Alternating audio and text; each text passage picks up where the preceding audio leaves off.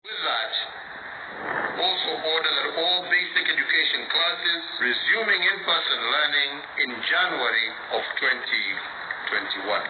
The President directing that school administrators take responsibility in ensuring all health protocols are followed to contain the spread of the virus in learning institutions.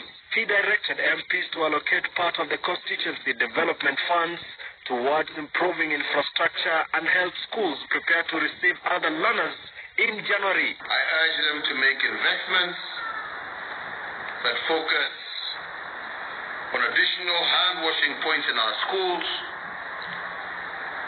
on the provision of face masks to our children, on general sanitization in our schools, as well as the physical distancing of students and teachers.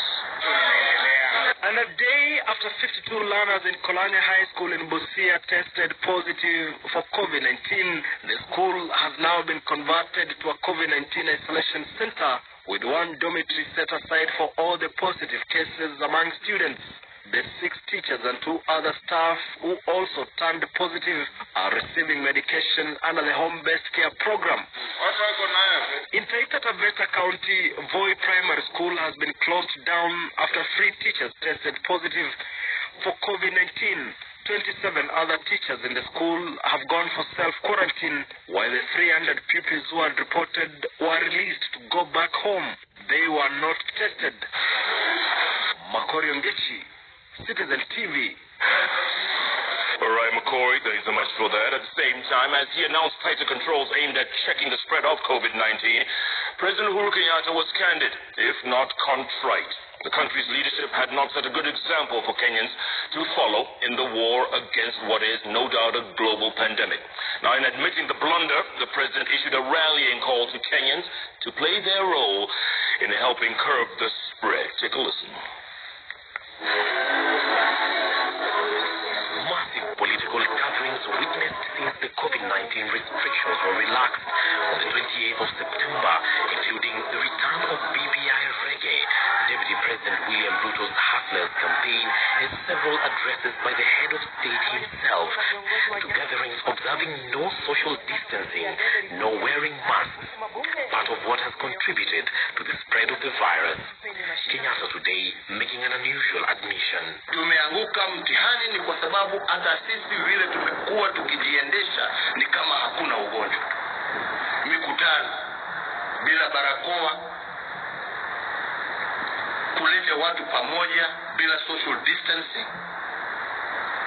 Na mambo hayo yametuumiza. President Kenyatta suspending all political rallies for 2 months straight, starting today, directing those who must do so to conduct their meetings in social halls while observing COVID-19 protocols. All political gatherings and rallies are suspended for a period of 60 days, and this to take effect immediately. Kenyan pensions for disobeying COVID-19 protocols blamed for the tremendous rise in the numbers. President Kenyatta making it clear that in the month of October, since the partial reopening, over 15,000 cases of the novel coronavirus have been recorded, pushing the positivity rate in the country to 16%. After de-escalating the measures at the end of September, we as Kenyans seem to have backtracked.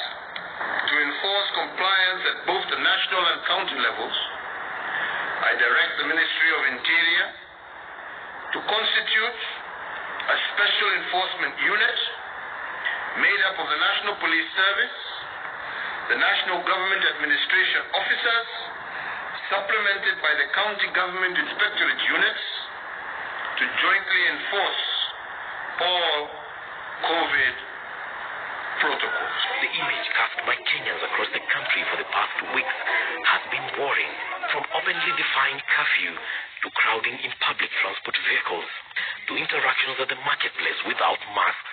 President Kenyatta now pleading with everyone to exercise responsibility or brace for tough times ahead. All right, that story was produced by our very own Ben Kirui. At the same time, still on measures to contain the spread of COVID-19, with President Uhuru Kenyatta pointing to the responsibility of county governments in ensuring compliance of the COVID-19 protocols, the biggest challenge remains inadequate resources. Some